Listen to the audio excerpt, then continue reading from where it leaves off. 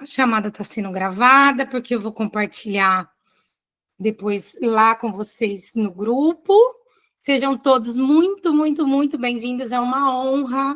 Eu honro a vida de cada um que está aqui comigo hoje, a vida de quem vai estar assistindo depois. E aí a gente se predispôs aí, um monte de gente entrou e aí eu li os formulários todos que me responderam. Claro que não foi todo mundo que respondeu, mas quem me respondeu eu li com muito carinho. E tem muita coisa boa ali, tem bastante pergunta, tem bastante gente que já sabe algumas coisas.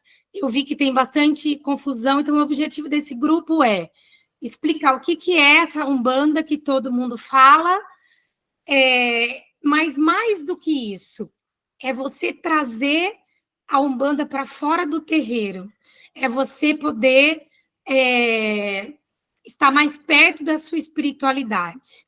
Eu acredito que todo mundo que está aqui nesse grupo acredite e que nós estamos aqui numa jornada encarnatória. Nós somos seres espirituais que estamos passando por uma vivência física. Eu acredito que todo mundo concorda comigo quanto a isso. Mas quando a gente olha para a filosofia dos povos originários africanos, né, o povo iorubá, aqui no Ocidente a gente tem uma separação entre o que é matéria e entre o que é espiritual. Falar, isso aqui é da matéria, isso aqui é espiritual. Para o povo iorubá, tudo é espiritual.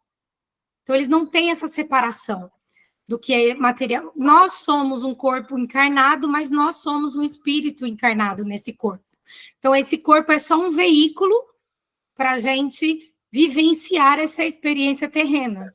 E aí chega aqui e acontece um monte de confusão. Então, quando a gente vem aqui no Ocidente, principalmente aqui no Brasil, a gente tem essa coisa de separar, né? Aqui é espiritual, estou no terreiro, na igreja.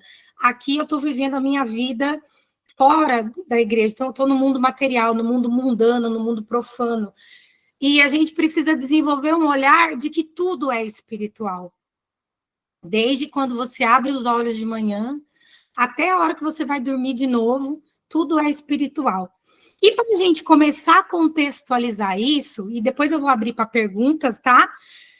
No final, a gente vai combinar assim. Como eu estou gravando, e eu vou subir isso para o YouTube depois, para poder gerar um link para compartilhar com os nossos colegas que não estão aqui, eu desliguei os microfones, mas tem um recurso aí no Google Meet de levantar a mãozinha. Então, se vocês quiserem fazer alguma pergunta, vocês podem clicar aí na mãozinha que vocês vão poder gerar, eu vou ver aqui, aí eu abro para a pessoa perguntar. Vocês podem me interromper a qualquer momento. Primeiro, eu vou me apresentar para quem não me conhece, para quem ou nunca foi no terreiro, porque a gente tem pessoas que não foram nunca no Águas de Iemanjá e estão aqui nesse grupo, porque acompanham o meu trabalho no Instagram, ou porque alguém indicou de fazer esse momento de Umbanda para todos, né? Então, meu nome é Patrícia Magalhães, como está escrito aí nesse quadradinho. Eu sou mineira de Belo Horizonte, sou casada, tenho 3 filhos lindos e maravilhosos, né? E eu sou umbandista desde a barriga da minha mãe, né? Os meus pais se conheceram no terreiro da minha avó paterna. Então, a minha avó materna, Dona Rosina, ela estava procurando ajuda para o marido doente, o meu avô, e foi parar no terreiro da Dona Maria, que é a minha avó paterna. E lá, a minha avó levava todos os filhos juntos, né? Eram 6 filhos. E aí, lá, a minha mãe conheceu meu pai. E aí eles trabalharam um tempo no terreiro, lá da minha avó, até que eles namoraram, casaram, e aí a gente se mudou para São Paulo. A gente saiu de Minas e veio para São Paulo. Então, eu sou professora de formação, eu fiz pedagogia, e a minha pós-graduação foi em História e Cultura Afro-Brasileira. Será por quê, né? Porque o mundo da ancestralidade africana sempre me encantou, né? Então, aí depois eu comecei os estudos. Aí, minha mãe, chegando aqui em São Paulo, ela não queria mais saber de Umbanda, levou a gente para o espiritismo, para o kardecismo. E ali eu cresci um bom tempo dentro da doutrina kardecista, que a gente não usa falar isso, mas é só para entendimento, né? Espiritismo, a gente entende que é uma filosofia trazida por Kardec da França. Mas, para entendimento das pessoas, eu vou estar usando esse termo, espiritismo kardecista, para separar as nomenclaturas. Tem muita gente que fala que é espírita, mas é da Umbanda, por vergonha, por...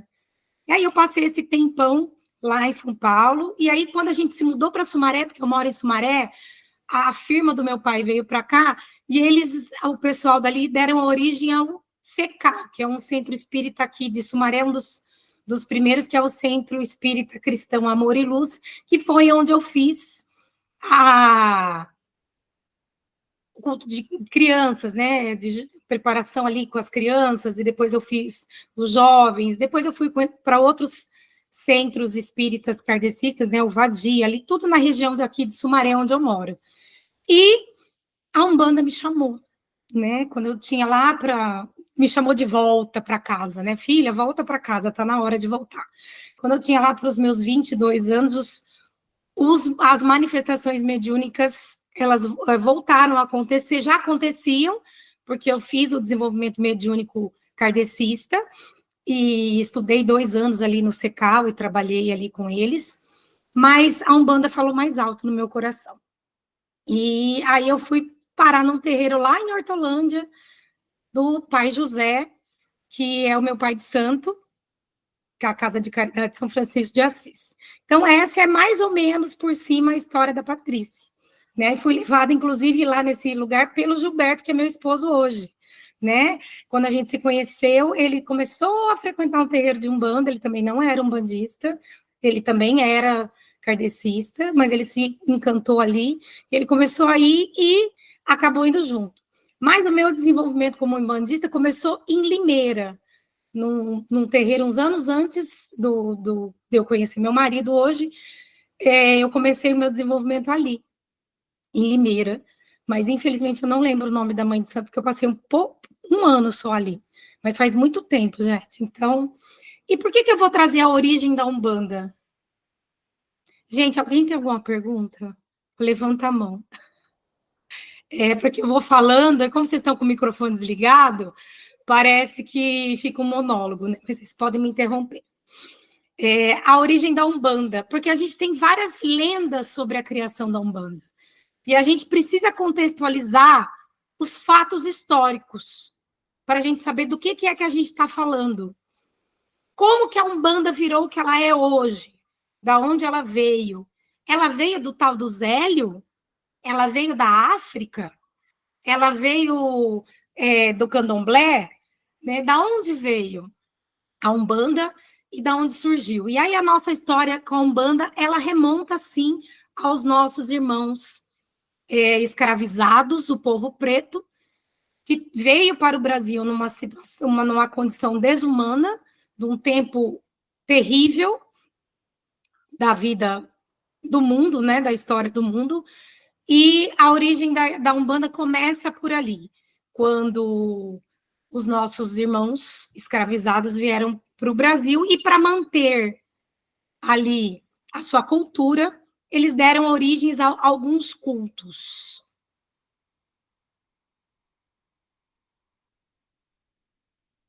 Deixa eu voltar aqui. Voltar tudo, peraí. Comecei o negócio aqui. O que é Umbanda?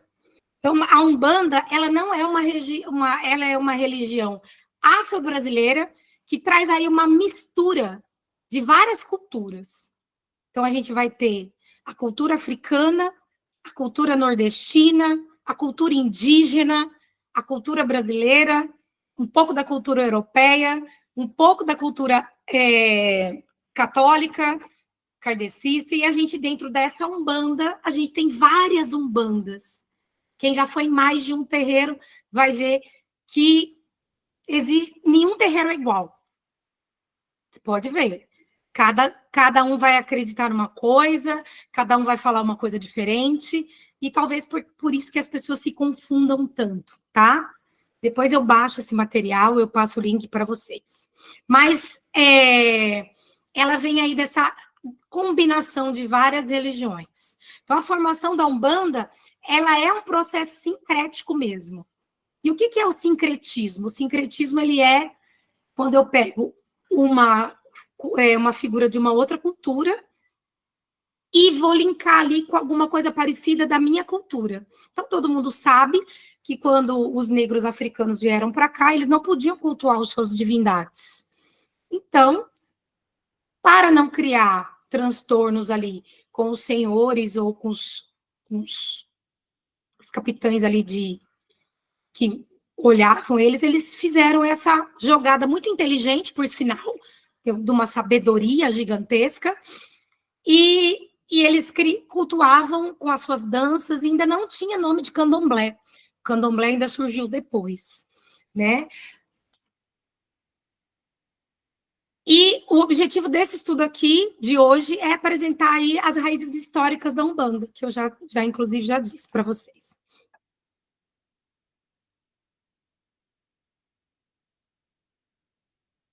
O povo calandu escravizado. O Brasil recebeu vários povos diferentes. Quando a gente olha para a África, a gente acha que é tudo uma coisa só, mas é um continente enorme.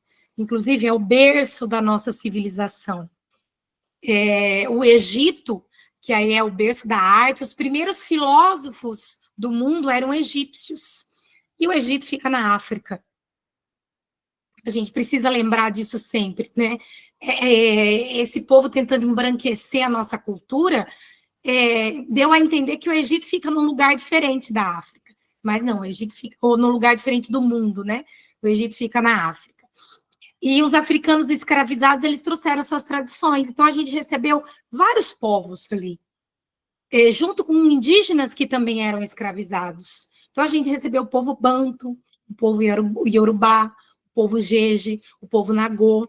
E cada um desses povos foi trazendo a sua cultura, as suas divindades, né? Os orixás, eles vêm da cultura Yorubá. Mas os bantos, eles trazem os inquices, que são outro nome para o orixá. São divindades diferentes, mas algumas características parecidas, né? Então, a gente tem orixás, a gente tem voduns, tem inquices, dentro dessa cultura que veio aparecer aqui no Brasil. Até agora, tá claro, gente? Pode falar, se quiser. Tá claro, ok. Então, ok. E aí, esse povo calundu, ele começou ali, dentro das senzalas, a começar a cultuar as suas divindades. E o povo calundu, inclusive essa foto aí da apresentação, ela é um pouco mais recente, né? Claro que não remonta tão lá atrás, mas é do povo da cabula, inclusive. Porque o calundu, dentro desse calundu, ele se originou em duas vertentes: a cabula e o candomblé. E dentro do candomblé, a gente tem vários candomblés. A gente tem o candomblé Queto, o candomblé Jeje, o candomblé Nagô. Candomblé tem vários ali, cada um trazendo as suas culturas, né? E o candomblé Banto. Então, a cabula e o candomblé Banto, que preservou essas tradições africanas. E aí a gente recebeu mais povos, e aí foi se diversificando essas práticas espirituais e essas expressões religiosas. Só que vale lembrar que muito antes de Zélio, esse aí, para quem não conhece, é o Zélio Ferdinando de Moraes,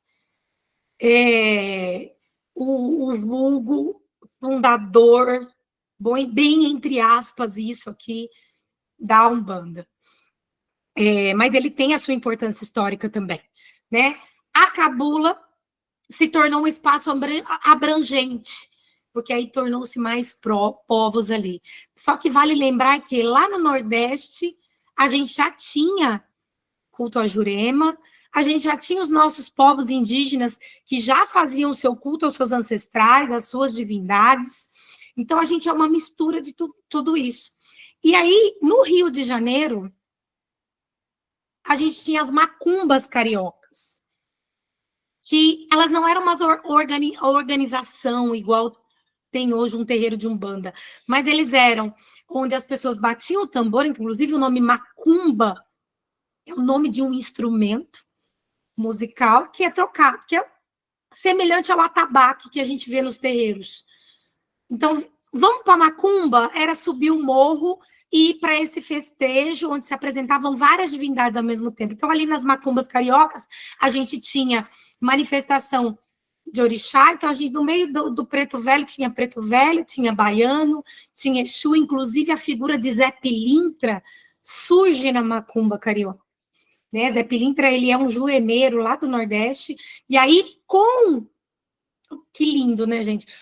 Com os povos nordestinos vindo para cá, dentro dessa migração desses povos, eles vêm para cá, para o Sudeste, e aí surge a figura de Zé Pilintra ali dentro da macumba carioca, mas isso é assunto para outros dias, quando a gente estiver falando das linhas de trabalho. E aí, dentro dessas macumbas, a gente tinha preto velho, a gente tinha orixá, a gente tinha baiano, a gente tinha pombagira, tinha Exu, então era uma manifestação espiritual ali. E aí a gente vai falar daqui a pouquinho do kardecismo, como que ele entra ali, né? Então, aí que vem a lenda urbana. Então, a gente tem que lembrar que, sim, somos um país racista, infelizmente, até hoje. Sim, nós, umbandistas, temos que lutar contra ou ser completamente antirracistas, em respeito ao ser humano, em respeito aos nossos ancestrais africanos, em respeito a ser humano que está ali, né? Então, temos, sim, não só antirracistas, mas anti-homofóbicos, anti-xenofóbicos, ante tudo que humilha e degrada o ser humano. E aí a gente tem a figura de Zélio, que era católico, uma família muito católica, que começou a ter aí uns problemas de saúde, começou a ter umas incorporações, uns transes, um comportamento alterado, foi levado para psiquiatras, foi levado para até que os médicos não sabiam mais o que fazer, e ele foi levado para a Federação Espírita do Rio de Janeiro, lá em Niterói, onde ele falou ali com o pessoal da mesa e aí incorporou o Caboclo das Sete Encruzilhadas. Lembrando que no Brasil houve sim uma tentativa, e ela existe até hoje, de embranquecimento da cultura negra, da cultura do povo preto. E não adianta falar que isso diminuiu. Pode ser, eu estou dentro de escola, eu vejo acontecer. E aí a gente se posiciona, obviamente. E Zélio, no caboclo ali incorporado do Caboclo das Sete Encruzilhadas, deixa eu passar, porque tem uma fala bonita do Zélio aqui. E ele foi deixa eu voltar.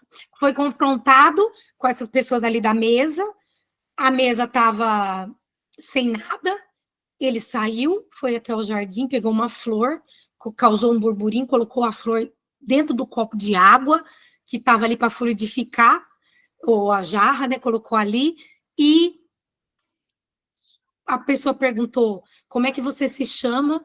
Ele disse, né, se quer me chamar de alguma coisa, pode me chamar de Caboclo das Sete Encruzilhadas, porque não haverão caminhos fechados para mim. E aí depois ele foi questionado por uma médium vidente que estava ali na mesa, que falou que você se apresenta como caboclo, mas você, eu vejo que você está usando vestes jesuítas, né, de padre jesuíta. E aí ele falou que sim, mas que como as pessoas não aceitavam a manifestação de indígenas, de pretos, velhos dentro dos terreiros, dos centros espíritas, que ali no dia seguinte ele ia abrir um culto onde todos os espíritos poderiam se manifestar. E isso já existia, mas não de uma forma organizada, né? Então, desde que no dia 16 de novembro de 1908 foi criada a tenda espírita.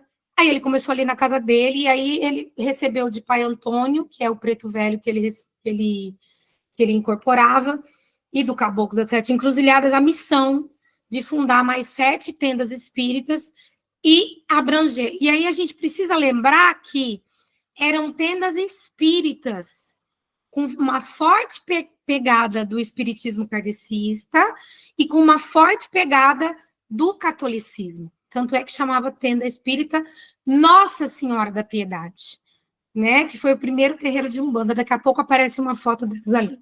E aí, entre 1918 e 1932, foram surgindo mais 7 tendas, e ali foi abrangendo, e aí cada pessoa ia trazendo um pouquinho das suas práticas, né?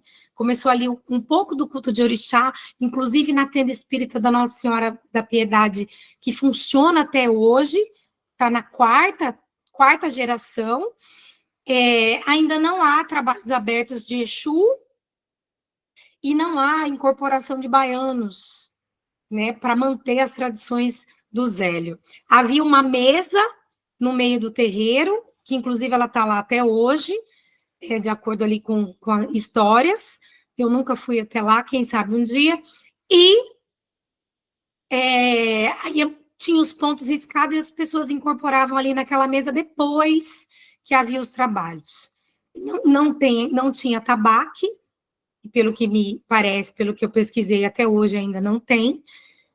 São pontos cantados, são orações católicas. Então, para vocês começarem a perceber que o espírito que incorpora, ele está pouco se importando com a forma, ele quer realizar o trabalho dele, né? Somos nós encarnados que ficamos muito preocupados com essas questões de quem fundou o quê. E se a gente não olhar para a história, a gente vai se perdendo, né? E a gente não pode esquecer que já existia incorporação de espíritos desde que o mundo é mundo, desde que o homem começou a ver que tinha algo maior do que ele, e ele já começou a se preocupar com essa questão de buscar as divindades.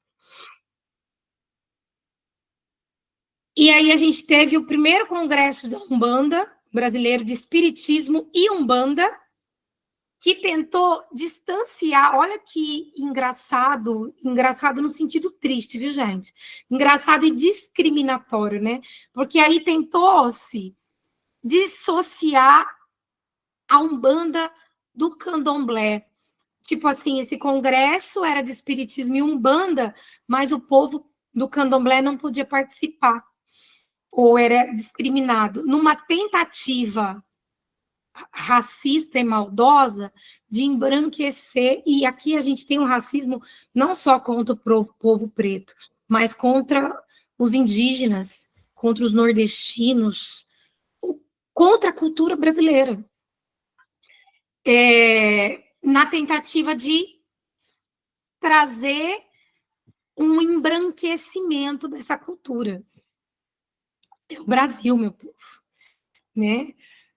E aí houve uma proposta de dissociar a Umbanda do Candomblé, porque na Umbanda tinha o Orixá Malê, que era um espírito que Zélio incorporava, trouxe esse culto de Orixá para dentro da Umbanda, que já existia lá com os nossos irmãos da Cabula, o povo Calandu, com os povos escravizados dentro das senzalas, que deu origem ao Candomblé, que é completamente diferente da Umbanda, são religiões diferentes, é como pegar católico e protestante, né? Os neopentecostais, os evangélicos, são religiões diferentes. E aí, houve sim uma coação de muitos líderes para falar que a Umbanda, ela era purificada, era uma coisa mais aceitável socialmente, né? Isso foi um crime, um racismo religioso, mas, de certa forma, fez com que a Umbanda se popularizasse. Mas, em contraparte, a gente marginalizou as origens e a diversidade das tradições, né? E aí a gente, claro, teve a reação, obviamente, da comunidade afro-umbandista, que trazia ali dentro do seu culto de Umbanda muito da cultura africana. E aí a gente vem com esse homem lindo que está aqui, que é o Tata Tancredo, que é o fundador da Umbanda Omolocô, que traz muito do candomblé para dentro da Umbanda nessa vertente. E ele foi um brasileiro que fez uma forte resistência contra esse branqueamento da Umbanda. E ele fundou ali a Fundação Umbandista de Cultos Afro-Brasileiros, para preservar as vertentes africanizadas da Umbanda e promover ali um retorno das origens. Não só Tata Tancredo, mas eu acredito que Tata Tancredo foi um dos principais. E aí a gente tem o reconhecimento, e aqui a gente coloca bem entre aspas ali, o reconhecimento oficial. Em 1971, o Conselho Deliberativo Nacional da Umbanda, ele foi criado e reconheceu oficialmente a figura de Zélio de Moraes como fundador da Umbanda em 1977. E aí ele consolidou a importância dessa figura de Zélio dentro da sociedade brasileira. Foi bom, mas teve as suas contrapartes, né? Porque aí deixa de lado toda a luta do povo preto, das umbandas afro-brasileiras, do culto, né, africano, mas por um convencionismo e por um racismo, esse conselho aí com essas pessoas, não são essas pessoas da foto, tá bom? Peguei uma foto aleatória, porque eu não achei uma foto desse conselho ou de pessoas que participavam dele. É um disco, inclusive um LP, esse aqui de abertura e encerramento dos trabalhos. E aí a gente tem, a partir dos anos 90, com esse crescimento, e aí a gente tem depois de Zélio, figuras importantes, que foram abranger aí o crescimento da Umbanda. E dentro da Umbanda, a gente não tem só a Umbanda Omolocô, a gente tem a Umbanda esotérica, a Umbanda sagrada, a Umbanda espírita, a Umbanda de mesa branca, e tem várias umbandas dentro da Umbanda, né? E aí a gente tem aí o começo dos ataques neopentecostais, para a gente não usar aí outro nome, mas vocês sabem de quem eu estou me referindo, que trouxe perseguições violentas a terreiros de Umbanda e de Candomblé. Inclusive, até hoje, né, se você reparar aí nos Instagrams da vida, você vai ter sempre aquele que acha que a religião dele salva e que a crença dele é a única que existe, porque está escrito no livro sagrado deles, e todo mundo tem que aceitar e eles vão ali fielmente. Mas é o livro sagrado deles. A Umbanda, ela não tem um livro sagrado. A sacralidade da Umbanda está nos nossos guias, está na natureza, está nos orixás. Mas a gente ainda tem muito ataque, e a gente luta e vai continuar lutando sempre contra isso. Inclusive, o dia 21 de janeiro, que é o dia de combate à intolerância religiosa, foi por causa de uma mãe de santo que teve seu nome exposto pelos jornais da Igreja Universal como charlatã e que arrancava dinheiro dos fiéis, e ela já tinha sido atacada, já vinha sofrendo ataques, o seu terreiro, inclusive, foi atacado por pessoas deste templo religioso neopentecostal da Igreja Universal, e depois teve esse jornal que estampa o rosto dela, e ela, ao ver aquilo, ela teve um infarto fulminante e faleceu no dia 21 de janeiro de 2000 e pouco, aí agora eu não vou lembrar, mas tem um post meu lá no Instagram sobre isso. Para você ver o quanto que as pessoas, na tentativa de apagar a cultura alheia ou de ter uma raça, uma etnia que é superior, esqueceu-se da humanidade. Esqueceu-se que somos humanos, que somos todos espíritos encarnados. E que estamos aqui. E aí a gente tem a influência, sim, do kardecismo, né, do espiritismo kardecista, nessa figura de Kardec. E aqui, com todo o meu respeito aos irmãos kardecistas que estão aqui assistindo a minha aula, eu fui kardecista por muito tempo, porque minha mãe me levou para lá, e aí eu fui aprender, mas eu tive as minhas questões, eu e Kardec somos brigados, com a brincadeira da palavra. Por questões minhas mesmo, né? Eu comecei a questionar os livros, mas eu li toda a literatura do Kardec, o livro dos Espíritos estava sempre ali na minha cabeceira, quando eu tinha dúvidas, eu ia lá e recorria, isso na minha época de adolescente, início da fase adulta, né? O livro dos médiuns, o Evangelho segundo o Espiritismo, eu fiz muito Evangelho do Lar na minha casa, né? Mas a gente, quando olha para a figura do Kardec, a gente precisa lembrar que, e aqui eu estou contextualizando historicamente, tá? Ouçam com amor no coração. Kardec nasceu, era da França, França europeia, na época era o iluminismo. O iluminismo, a gente tinha antes um pouquinho disso, fim ali da Idade Média, aí começou a surgir ali o renascentismo.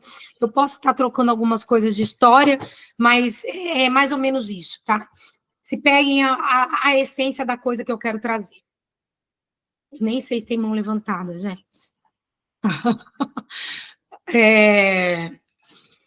E trouxe essa estrutura filosófica da França, numa época que era o iluminismo, que tentava combater e trazer a ciência e separar a ciência da religião, mas a gente teve, aí o espiritismo chegou no Brasil, e por ser de influência europeia, ele teve sua importância e tem até hoje. Todas as religiões, inclusive, têm a sua importância, independente do que as pessoas fazem. A gente, quem estuda o plano espiritual, sabe que toda religião, lá no plano espiritual, ela tem uma egrégora que cuida dela, sejam os evangélicos, sejam os católicos, que sejam os hindus, os budistas, tem uma egrégora que comanda tudo isso aí. Para quê? A gente tem vários níveis de consciência na Terra. Então, para dentro de cada nível de consciência que a gente tem aqui, a gente encontra aquilo que faz mais sentido para a gente. Então, tem as pessoas que vão se encontrar no catolicismo, tem as pessoas que vão se encontrar na igreja evangélica, tem as pessoas que vão se encontrar no budismo, tem as pessoas que vão se encontrar no espiritismo, tem pessoas que vão se encontrar no candomblé, tem pessoas que vão se encontrar na Umbanda e em tantas outras, né? Jesus disse, na casa de meu pai há muitas moradas. Então, para chegar até a Deus, você pode chegar de qualquer meio, desde que aquilo faça bem para você e faça sentido. Então, a Umbanda, ela tem aí um espaço de acolhimento, de resistência. Terreiro é resistência do povo preto, sim. E aí você pode até olhar e falar assim, mas, Patrícia, eu não vejo povo preto no terreiro.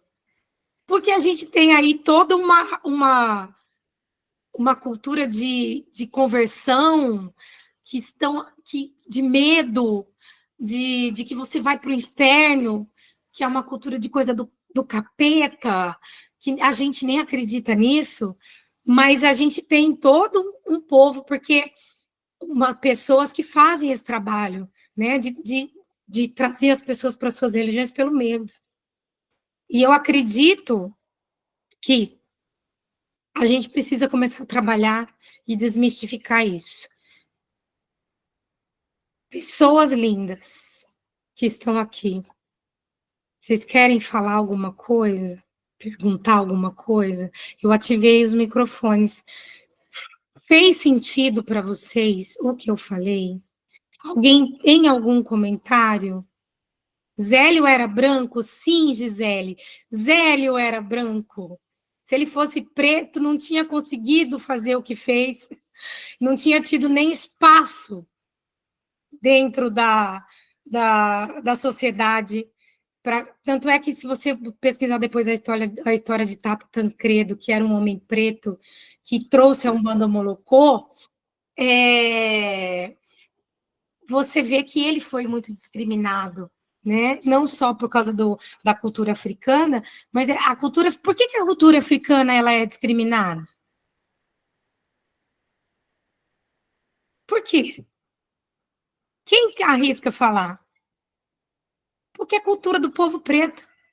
E até hoje, em 2025, a gente ainda tem seres humanos que olham para outro ser humano e recriminam por causa da sua cor.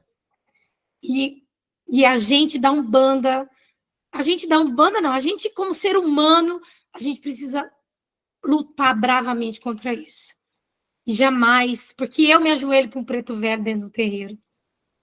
E eu, como dirigente de um terreiro de Umbanda, como ser humano, como espírito encarnado aqui na Terra, eu passo os meus valores para os meus filhos que cresceram na minha barriga, e onde eu estiver, eu jamais permitirei que outro ser humano seja discriminado por causa da sua cor. E eu acredito que todo mundo deva fazer isso. Mas a gente que é branco, a gente tem o privilégio de ser branco, infelizmente. Por isso que a gente precisa usar esse privilégio que a gente tem para passar a mensagem. Tá? Infelizmente, esse é o pior erro das religiões, tentar separar ao invés de unir. Porque se unir, Gabriel, se unir, o povo conhece o seu poder. Se unir, o povo começa a pensar. Se unir, o povo começa a refletir e ver que alguma coisa de errado não está certo. E se esse povo começa a pensar, e se esse povo começa a se unir, eu perco o poder. Eu perco o domínio. Eu vou pôr medo no povo do inferno, que jeito? Se eu ensinar para todo mundo que Deus é um Deus de amor, que Deus é um Deus que não julga, que não existe inferno, que não existe capeta. E eu sei que tem pessoas que precisam que exista isso, porque elas estão no nível de consciência que ainda precisa disso, até mesmo para controlar os seus instintos. Né? A gente precisa dessa coisa, mas a gente precisa também trabalhar na evolução consciencial de todas as pessoas. Claro que a gente não vai abranger todo mundo, nem todo mundo vai concordar com o que eu estou falando aqui, mas a gente precisa trabalhar em prol de uma sociedade mais justa. E não estou falando aqui de meritocracia, porque meritocracia é conversa fiada para boi dormir. Não existe meritocracia no Brasil, ainda mais nessa cultura que a gente tem, na cultura brasileira, né? Não existe meritocracia. Como é que eu vou falar para uma pessoa que você não consegue porque você não quer? Não é isso, não é assim que funciona. A gente está num Brasil que ainda existe gente que passa fome, gente que não tem estrutura básica, não tem saneamento básico. A gente olha para nossa casa tem encanamento, a gente mora numa rua asfaltada, milhares e milhares de pessoas aqui no nosso país não têm acesso a saneamento básico, né? Então, a gente tem sim que lutar. E a Umbanda, ela é isso, ela é uma religião de união, que aceita todo mundo. Tanto é que a gente tem caboclo, preto velho, baiano, malandro, Exu, pombagira, cigano, a gente tem todas as culturas, né? E eu vou contar uma curiosidade, talvez até vocês já saibam, como é que Exu virou o diabo, né? Eu não vou lembrar o nome da pessoa, depois eu pesquiso e posso até estar falando isso com mais clareza, numa aula quando a gente estiver estudando a linha de Exu, porque a gente vai falar das linhas de trabalho da Umbanda, mas a gente tinha um padre, um bispo europeu, preto, que foi para a África para colonizar ali e converter as pessoas, e ele foi incumbido de traduzir a Bíblia para a língua Yorubá, né, ou para a língua ali daquela comunidade. E aí ele não encontrava uma palavra para diabo, para demônio, que tem ali na Bíblia, né? E ele percebeu ali que aquelas pessoas, eles tinham uma adoração muito grande por Exu. E Exu é uma figura, e aqui eu estou falando de Exu Orixá, não de Exu que atende no terreiro no dia da gira. E Exu era uma figura muito controversa, ele é um orixá muito controverso, porque ele é o orixá do comércio, da comunicação, ele é aquele que se comunica com as divindades, com o orixá, e na falta de achar dentro daquela cultura algo semelhante ou parecido com o diabo, porque não existia, ele traduziu a palavra diabo na Bíblia, lá dos africanos, como Exu. E aí começou-se a colonização, e daí surgiu a história de que Exu é o diabo, né? Dentro dessas muitas coisas. E a gente está aqui para isso. Quando apareceu o primeiro Exu na Umbanda, Adilson, o nome do primeiro Exu na Umbanda, eu não vou lembrar agora, não. Eu vou pesquisar para você e respondo lá no grupo, tá bom? Mas lá na tenda do Zélio, já tinha manifestação de Exu. Na Cabula também. Cabula é lá, e a gente está falando lá de 1500, 1522, 1530, né? Já tinha a figura. Quando Exu veio para cá, como uma figura de orixá, e aí ele já tinha essa manifestação desse culto, não como linha de trabalho dentro da Umbanda, mas ele já era o senhor das encruzilhadas, nesse povo da cabula, dos calandus, no candomblé. Como linha de trabalho, ele surge um pouquinho depois, já na figura de ali, não na figura de Zélio, né? Mas nessas macumbas cariocas que antecedem a tenda da Nossa Senhora da Piedade, já existia Exu de trabalho. Agora, para descobrir o primeiro Exu e o nome dele, eu vou precisar pesquisar a fundo, porque aí, dentro da macumba carioca, que eram várias macumbas, né? Exu já trabalhava ali, né? Mas com certeza não foi trancar rua. Deve ter sido outros Exus, porque a gente tem vários Exus que não aparecem mais, né? Exu ganha dinheiro, não aparece mais, né? Hoje tem o Exu do ouro, né? Que acho que é mais bonito falar, né? Mas eu vou pesquisar para você e respondo lá no grupo, não sei se você está lá. Mais alguma pergunta? Alguém quer falar alguma coisa? Gente, eu vou abrir o grupo depois para vocês, durante 2 horas, para vocês estarem colocando o feedback de vocês lá, tá bom? Sobre o que vocês acharam da aula. Mas eu quero terminar aqui com uma vivência.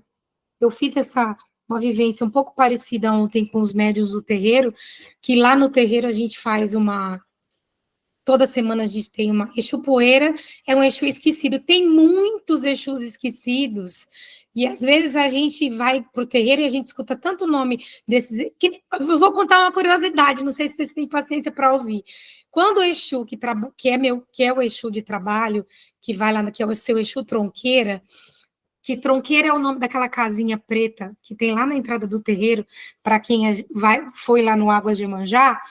Quando ele me deu o nome dele, eu achei que era coisa da minha cabeça, porque eu nunca tinha ouvido falar em Exu Sete Tronqueira.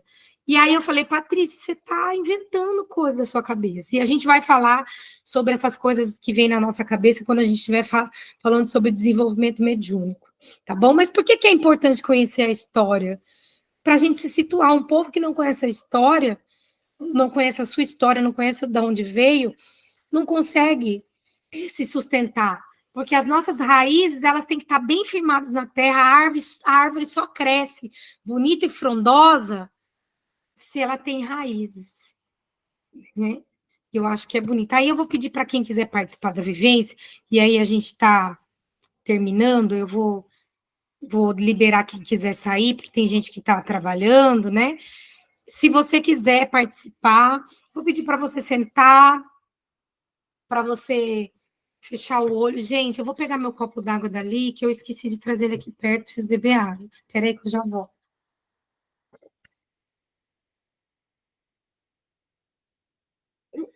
Voltei, nem fugi tanto. E aí, no final da vivência, eu vou pedir para vocês, para quem quiser e sentir no coração, falar para mim como é que foi estar aqui hoje. Tá bom? Já vai pensando aí quem vai ser a pessoa corajosa, que vai ter ali aquele axé de Ogum, e aí a gente vai falar sobre isso quando a gente estiver estudando os orixás e a hereditariedade divina, o DNA espiritual. A gente vai estar falando sobre isso.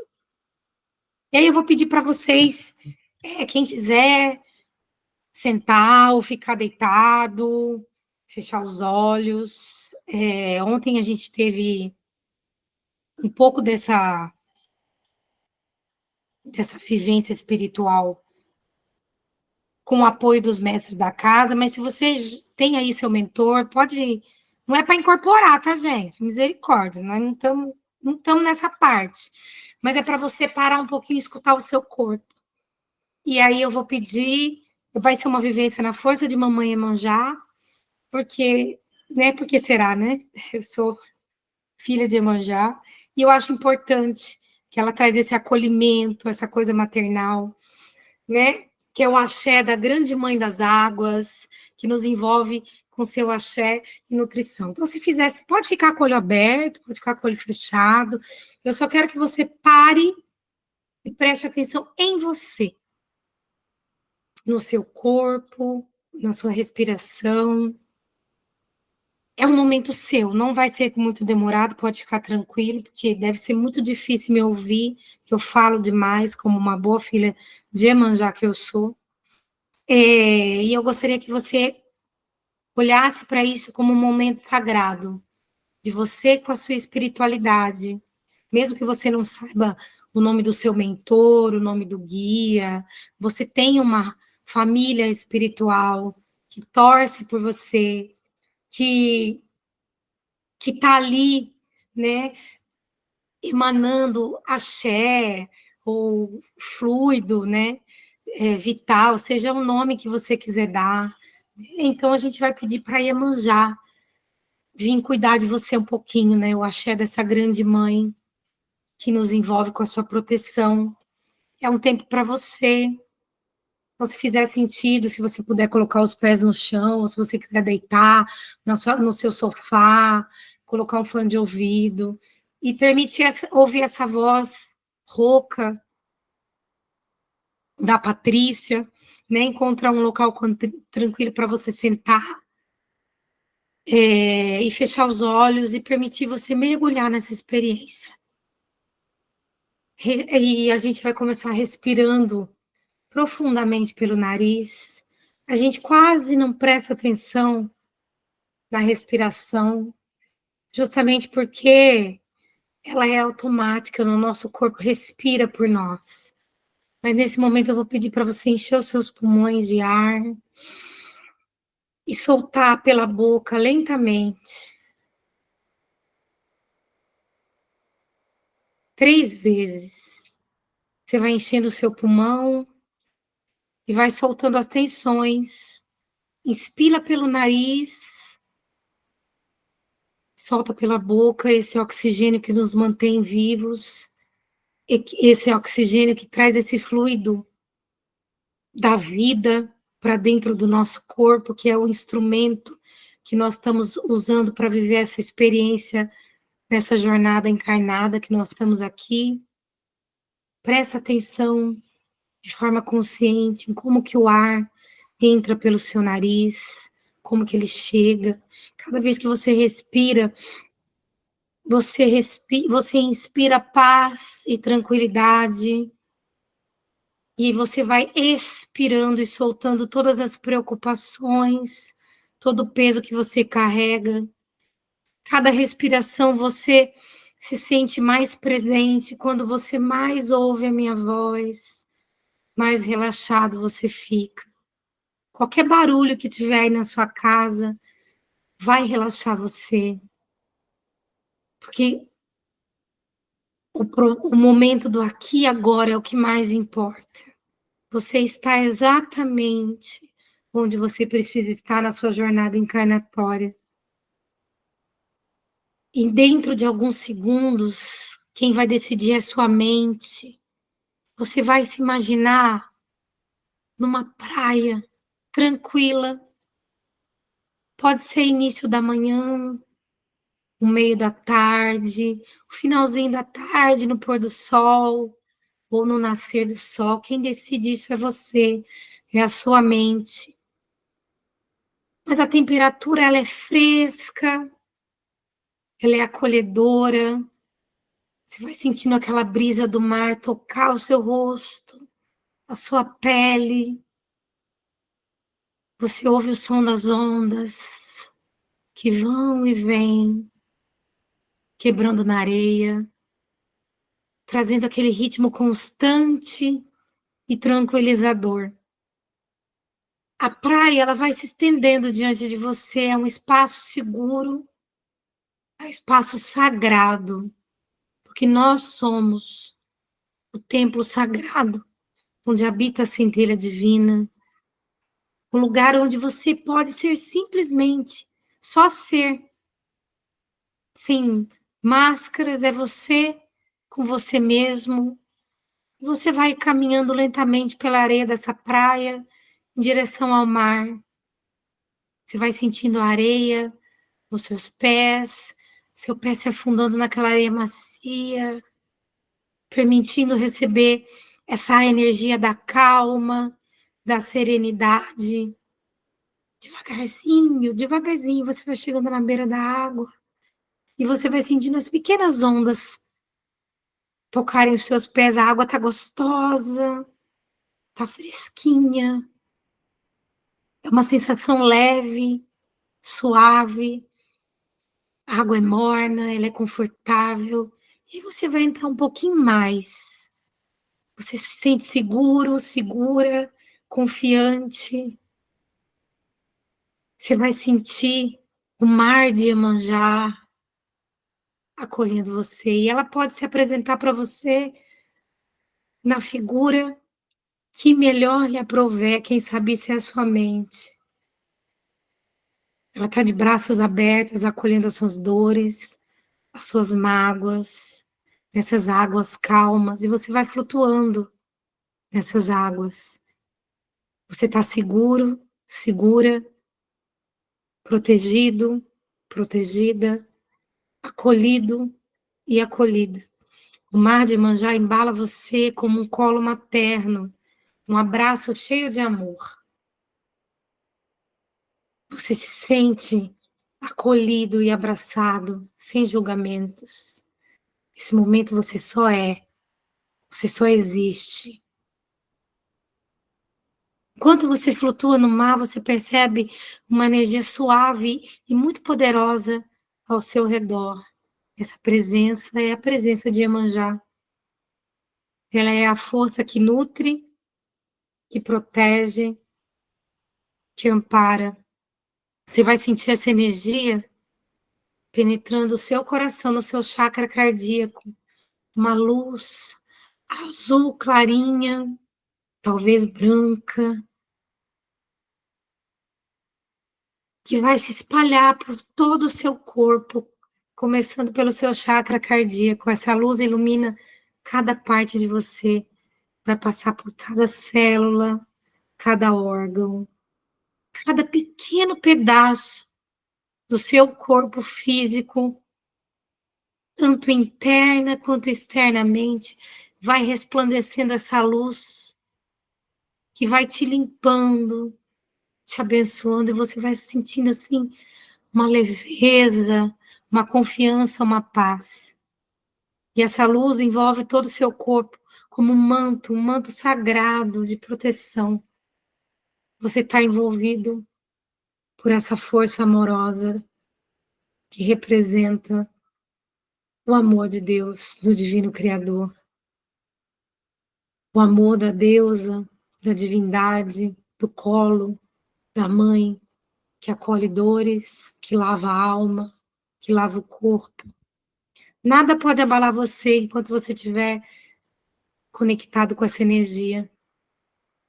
E aí você sentindo essa proteção, esse colo, esse carinho, essa luz que expande por todo o seu corpo e por todo esse ambiente que você está, saindo dos seus chakras, ampliando aí até onde você está, nessa cadeira, nesse sofá, nessa cama.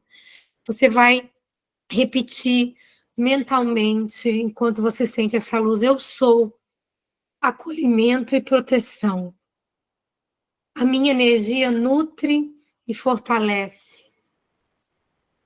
Você vai deixar essas palavras reverberarem dentro de você, como as ondas suaves, indo e vindo. Eu sou acolhimento e proteção. Minha energia nutre e fortalece. Eu sou acolhimento e proteção. Minha energia nutre e fortalece. Cada repetição você vai se sentindo mais e mais conectado com essa luz de Iemanjá, com essa força de Iemanjá, mais forte, mais equilibrado, mais equilibrada, mais segura. Agora você simplesmente sente, se permita sentir. Deixe essa luz entrar por todo o seu corpo, curando as feridas emocionais, as dores, a tristeza, a preocupação, a raiva, a falta de entendimento, de acolhimento. Acalma sua mente, serena, tranquila. Permita que essa força renove. Se alguma emoção vier, acolha essa emoção, permita que ela passe por você. Aqui você é parte desse oceano infinito. Você é parte do todo. Você é parte desse fluxo natural da vida. O mar renova, o mar cura, o mar transforma, e agora ele está renovando você. Você, sim, você que é parte desse todo, que tem essa centelha divina que habita aí dentro de você, que muitas vezes a gente não lembra que ela existe, mas agora é o momento de lembrar, de lembrar que você é sim parte desse todo. Fique nesse estado, permita essa limpeza, apenas sinta, visualize o mar levando embora qualquer resquício de medo, de insegurança, de tensão. Deixe que essas águas sagradas dissolvam tudo aquilo que não te serve mais. E aos poucos, no seu tempo, você se imagina voltando para a praia. A gente agradece. Gratidão por esse momento de acolhimento, gratidão por essa força renovadora. Que devagarzinho você vai tocando os seus pés na areia novamente. E você ainda sente a energia do mar dentro de você. Ela é sua agora. Essa energia está em você. Você está renovada, renovado, leve, forte, sereno. E devagarzinho, no seu tempo, você vai começando a trazer sua consciência de volta para o seu corpo físico. Você vai mexendo suavemente os dedos das mãos, dos pés. Você vai se sentindo presente no aqui e agora. Bem devagarzinho, com calma. A gente respira, vai abrindo os olhos, devagar, sem pressa. E a gente vai agradecer Iemanjá por esse momento. Gratidão, Iemanjá, por nos acolher às suas águas, por renovar as nossas energias. Que a sua força e sua luz guiem os nossos passos, fortaleçam o nosso coração. Essa energia de proteção e de acolhimento vai estar em você, sempre. Mas ela ainda vai reverberar essa noite, por mais alguns dias. E sempre que você precisar, você pode voltar para esse oceano sagrado. Que o Axé de Iemanjá nutra e proteja o seu caminho. Que sua luz brilhe dentro de você e que sua jornada seja guiada pelo amor e pela sabedoria e gratidão por vocês todos estarem aqui. Que as bênçãos de Iemanjá estejam sempre com vocês. E agora eu preciso ouvir outra voz que não seja a minha voz.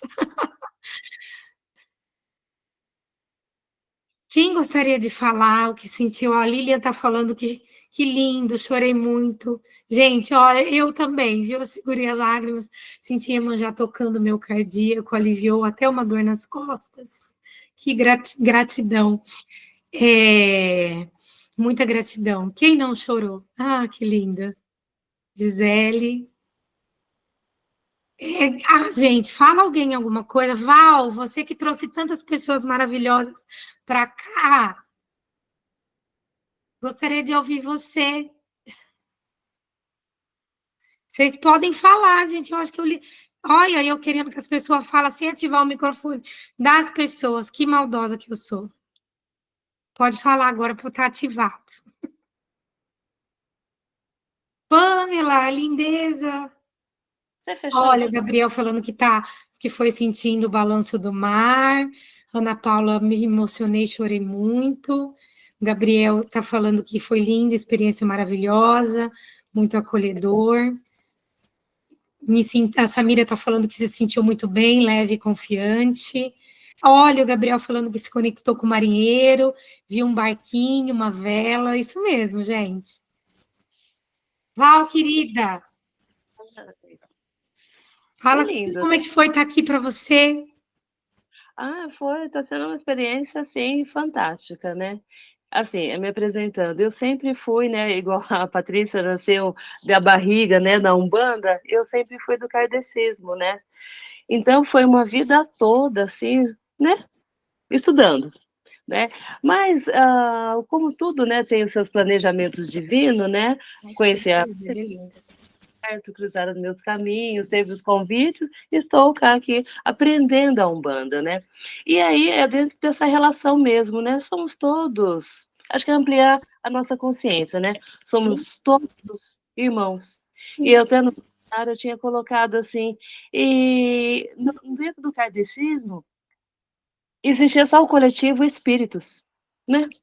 Então não tinha. Agora na Umbanda está me proporcionando a oportunidade de poder conhecer orixás, nomes, pretos velhos, né? Porque antes para mim só existia espíritos, encarnados e desencarnados, né? E agora vem toda, né, essa oportunidade agora, né, de poder ampliar esses conhecimentos. E o chamado chega. Ele sempre chega. A espiritualidade ela é sempre sábia, maravilhosa e conduz os nossos caminhos. Gratidão. Mais alguém, gente, gostaria de falar? Alguma coisa? Gente, o povo tímido, acho que é porque é o primeiro encontro, fica todo mundo meio com vergonha, mas depois vocês vão ficar sem vergonha, né? Fran falou foi maravilhoso, Ana Paula falou gratidão, a Lu falou quase que eu não volto. Lu, volta sim. A Dilson está falando que sábado vai conhecer o Água de Iemanjá, que está ansioso, sábado é gira de preto velho, né? A Gisele está falando, oba! Gi, obrigada. Gratidão, gente. Então, já que ninguém quer falar mais nada, eu vou dar por encerrada aqui. Ângelo, lindeza, né? Tem um monte de gente colocando coraçõezinhos. Vou encerrar, vou agradecer por vocês estarem dividindo. Bruna, o Adilson falou, Bruna que convidou. Ó, Bruna! Bruna é filha da casa, né? Que convidou a Adilson para conhecer lá. Então, vou dar encerrada por aqui. Ele que é seu amigo, seja muito bem-vindo, Adilson, ao Água de Iemanjá. Gratidão, vou abrir o grupo para vocês colocarem as percepções, porque às vezes vocês ficam com vergonha de falar, às vezes não podem falar, porque tem algumas pessoas que estão trabalhando, fazendo outras coisas, mas vocês, se quiserem colocar alguma pergunta, eu vou deixar o grupo aberto por 1 hora e meia, depois eu fecho de novo, e amanhã eu passo respondendo qualquer pergunta que surgir. E assim que subir a aula para o YouTube, eu mando o link lá para vocês, tá bom? Eu gero o link e mando para vocês. Gratidão, tá bom? A todas as pessoas presentes, né?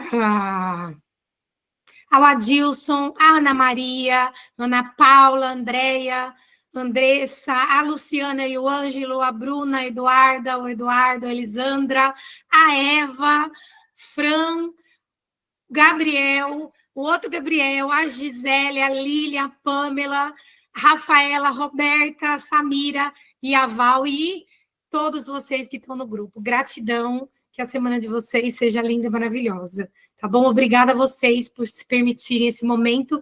E aí a gente vai estar fazendo outras vivências, e depois que eu estruturar todo o cronograma, eu passo as datas. Então, quarta-feira que vem não tem, tá bom? E aí, na outra quarta, mas a gente vai se falando pelo grupo, tá bom?